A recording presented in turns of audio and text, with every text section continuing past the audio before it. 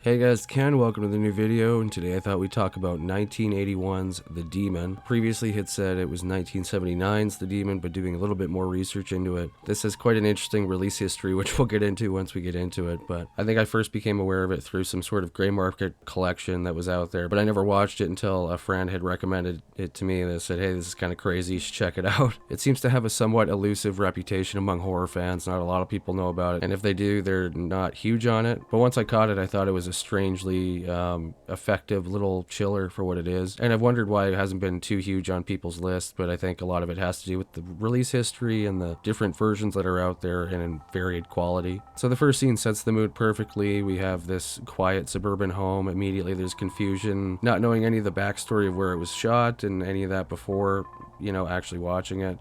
Is definitely confused, like, are these British accents? Like, where's this taking place exactly? Look at those pictorials, Mum. Isn't he super? I think for a 14-year-old, you're a little oversexed. No kidding. That's great.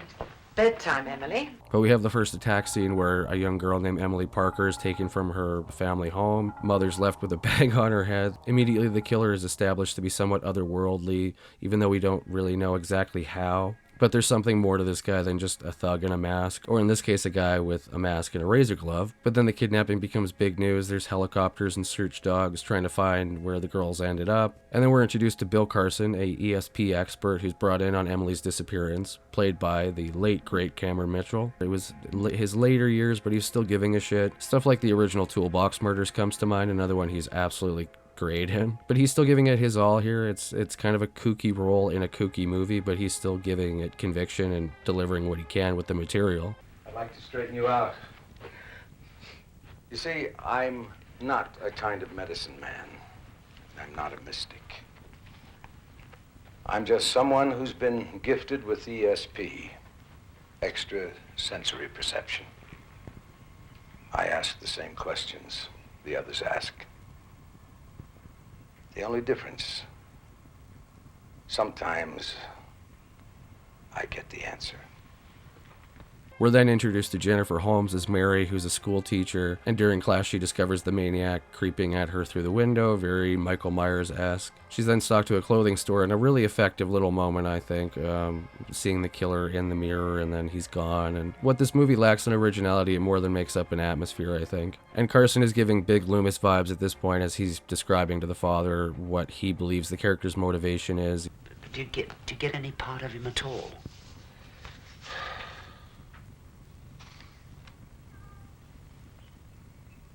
He's less than a man, and more than a man, much more. Then we get a bit more into the characters. Mary has a younger cousin named Joe who's also a school teacher. I think she's training under her, or a teacher's assistant maybe. But Joe's very much a free-spirited, younger, wants to go out and try new things, and she's got this date with a potential womanizer that Mary's not too fond of. It's these moments for me that really make the movie sing in a lot of ways, that kind of emphasis on character and relationships. I'm going. Fancy cars, fancy apartments, fancy restaurants, and no visible means of support. Fancy that. I'm not a preschool kid. It's just that I'm your only relative in the whole hemisphere. Believe it or not, I really do love you. He's a pussycat. He's a tomcat. Is that bad? I prefer cats who work for a living. I promise I won't let him ruffle my fur until he's given me a bank reference, financial statement, and his credit ratings. A blood test? Deal? Yeah, it's a deal.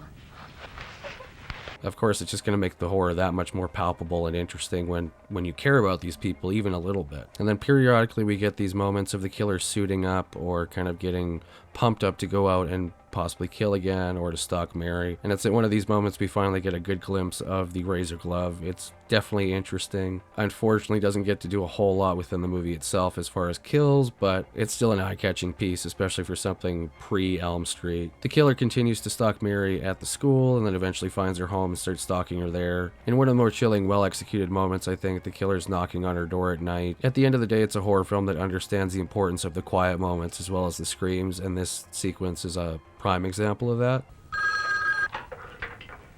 Hello? Oh, I see the cold showers aren't working, huh? Need a tranquilizer? Bobby? Bobby, this isn't funny.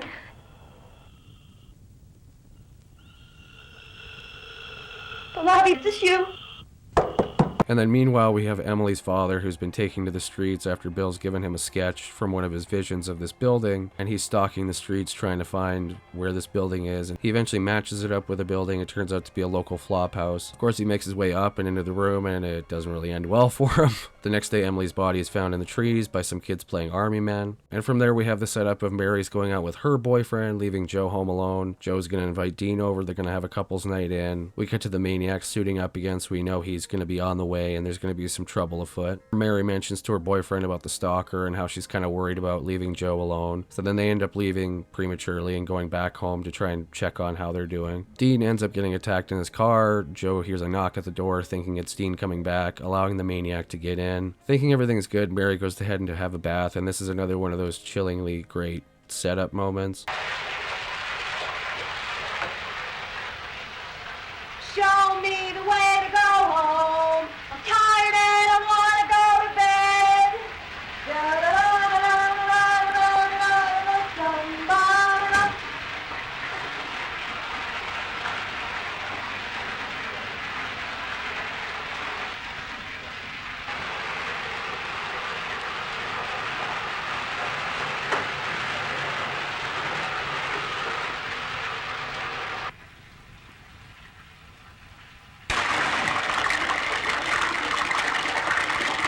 Mary eventually finds Joe's body in her room and comes face to face with the maniac, setting things in motion for a pretty tense chase, all things considered, budget-wise. It's a pretty effective chase scene for a slasher movie, I think. The way they portray the killer is really interesting too, where sometimes he's moving slow like a shadow and then all of a sudden he's racing right at you. It's very reminiscent of Ted White's performance as Jason in Friday 4. And it all leads to this great sequence where Mary has a fake out with her bathrobe and then is basically running around in her underwear for the whole ending of the movie. Leads to a very interesting kind of confrontation in a bathroom, which I won't spoil here. And the way the ending kind of just abruptly comes in, there's a lot more questions than answers by the end of it. It's more of a mood piece. I wouldn't say there's a lot of gore necessarily. As a slasher film or a body count thing, it's definitely low in that department as well. But it was interesting that this was South Africa's first slasher movie, and you can tell the attempt was to tackle the American market head on and get international, play with this. So going back to the release year, some pages like Wikipedia, and there's a lot of uploads of the movie that you can find on YouTube pretty easily that date it as 1979, despite it having a copyright date of 1981. And from what I could find, there was a trade screening in March of 1981. TV and video rights were sold to Gold Key Entertainment, who then put it out on video. Theatrical rights were eventually picked up by a company called SJ International Pictures. They slapped an R tag onto it and released it as Midnight Caller. And then there was some other stuff I found where the original distributor was jailed for fraud, so that might have led to its more lax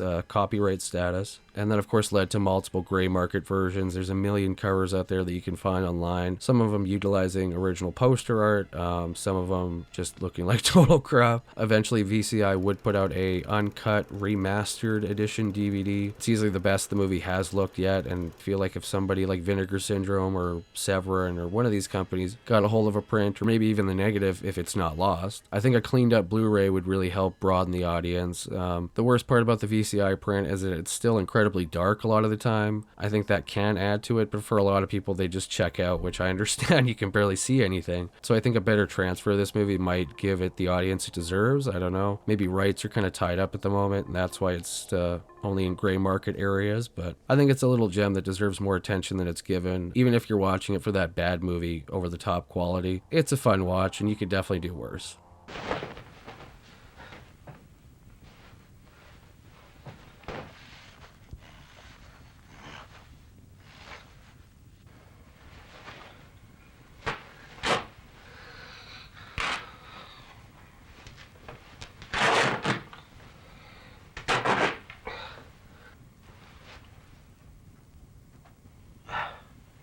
I'm sorry.